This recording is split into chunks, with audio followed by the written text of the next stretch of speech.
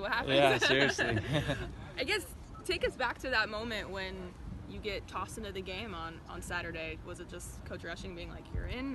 How did that all go down? For me, it was, I was already prepared in practice. They kind of told me that I was going to have a take in the game.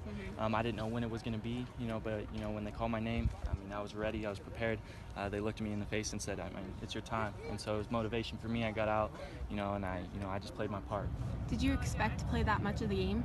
I didn't expect to play that much, but, I did, and that's how it was. And, I just wanted to do my job, and I did mess up a few times, but, I did as best I could. Did you realize you had 17 tackles, or did someone have to tell you, or did you see it on the stat sheet at the end, or how did that go? I went to the media, and then they're like, you had 17 tackles, and I was like, whoa, I had no idea. But it was awesome to hear. But at the same time, it wasn't a good feeling to lose. And so the 17 tackles was great and all, but I'm putting it in the past, and we're focusing on Washington State. You mentioned a couple of miscues out there. What do you feel like are the biggest things that you can still get better at it this time? Just staying disciplined. I try to do a little extra, and then that kind of gets me out of position. So I just got to stay in line and do my job.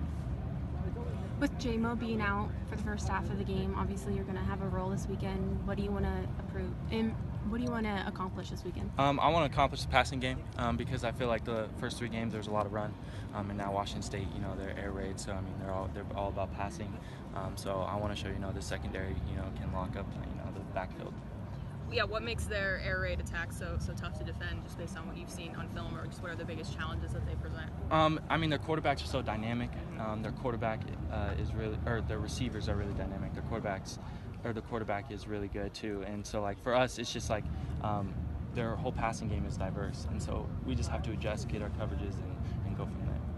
You were already obviously making a pretty strong impression, even going back to fall camp. Just what do you think was the key for you to push for playing time just right off the bat? I wanted to come in here and make an impact early, and whether that just be special teams, that I'd be fine with that. But it started in special teams, and I just progressed, slowly got the playbook down, and started making plays, and went from there.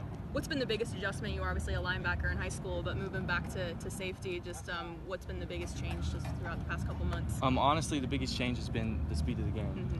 Everything has been so much faster. And so, even practice for me when we first got here, I was like, whoa, this is really fast. And then I got a few reps at Colorado State, and I started to adjust. And then we went to Portland State, got a little more minutes. And then from there, I just kind of got more and more comfortable. And now I feel like I've adjusted. Was there a moment where you're like, whoa, like you're welcome to college football moment? Yeah, that was Colorado State first play. I was like, whoa, that was really fast. But like I said, I've adjusted. What was that play that you were out there for the first time? It was what was the play? Yeah. It was just a run play, and I just went to the other side. And I was like, whoa, I got to go.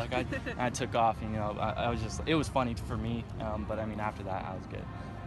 I know that playing for Oregon State has been kind of a dream for you, and that your guys are an Oregon State family. Just what has that been like for you to suit up for this team for the first few games? It's been awesome.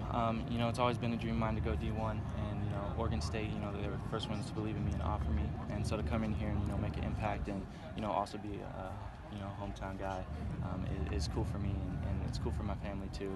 And so that's just how it is for me. I don't care whether we win or lose.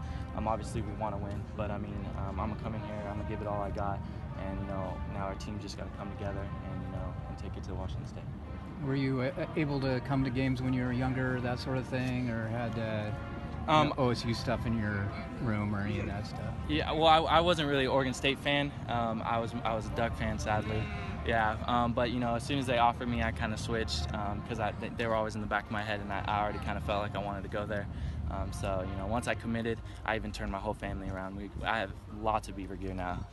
That's what we wear now. All we wear is Beaver gear.